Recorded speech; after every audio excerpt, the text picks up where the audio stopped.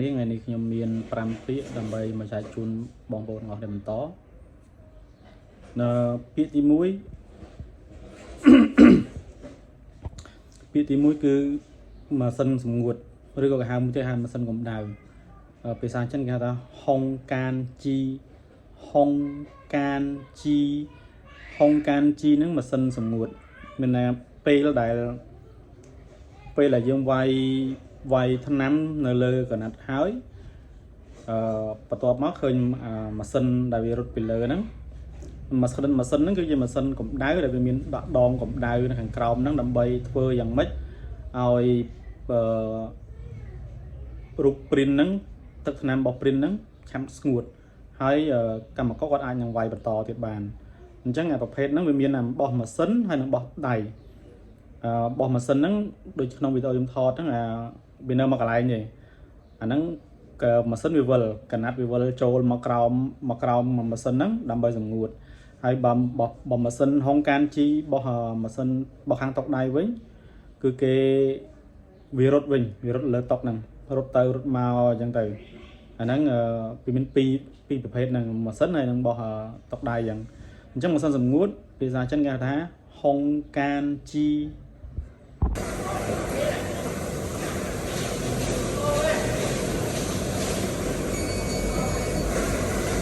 rồi nó bay đóng vì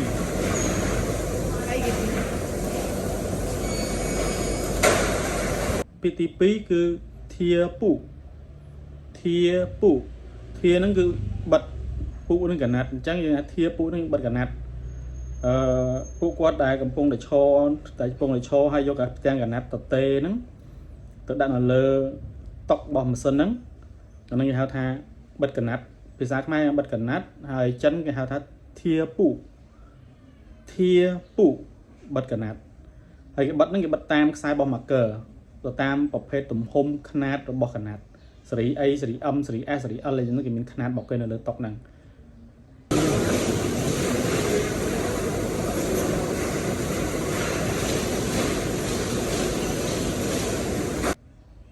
យើងចូលដល់ពាក្យទី3គឺឈីពុមានន័យថានៅពេលខាងដើមទី1នេះគឺគេបិទកណាត់គឺគេធាពុគេបិទកណាត់ចេញទៅវាវិលមកជុំពេលដែលវាយឲ្យអស់ពេលដែលរូបភាពព្រីនមួយហ្នឹងវាយចប់គ្រប់អស់ដល់ចុងក្រោយគេគឺគេឈីពុគឺគេបកកណាត់ដល់ពាក្យគេបកកណាត់ហ្នឹងចេញហើយអាហ្នឹងគឺយើងសម្រាប់រូបព្រីនសម្រាប់ចុងក្រោយហើយគេបកចេញអញ្ចឹងបកពេលដែលយើងលើកកណាត់បកចេញមកហ្នឹងគេហៅថាឈីពុ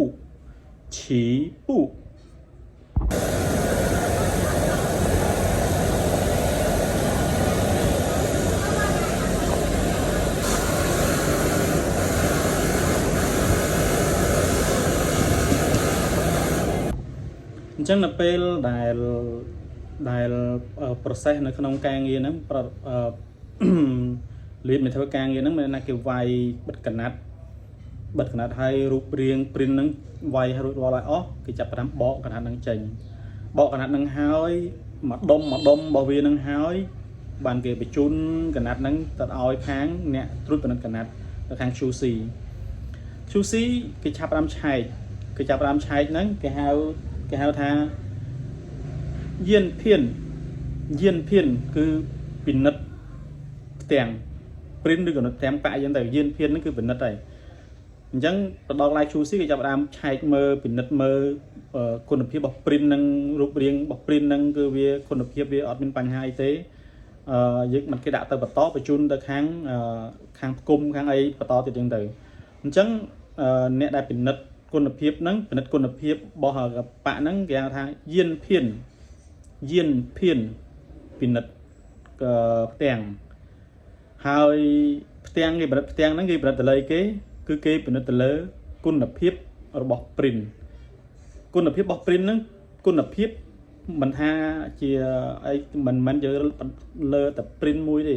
អ្វីក៏ដោយគឺគេយកគុណភាពគេមើលពីគុណភាពហ្នឹងភាសាចិនគុណភាពហ្នឹងគេហៅថា品质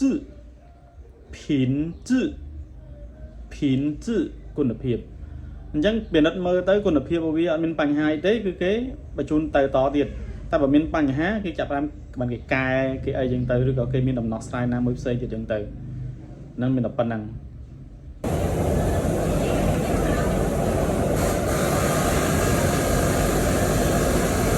ក្រោយនេះសូមអរគុណបងប្អូនទាំងអស់គ្នាដែលបានតាមដានរៀនពាក្យបច្ចេកទេសក្នុងភាសារៀនភាសាបច្ចេកទេសដែលជាភាសាចិននៅក្នុងរោងចក្រជូនពរបងប្អូនតំណាងល្អទាំងអស់គ្នាជួបគ្នានៅវីដេអូក្រោយ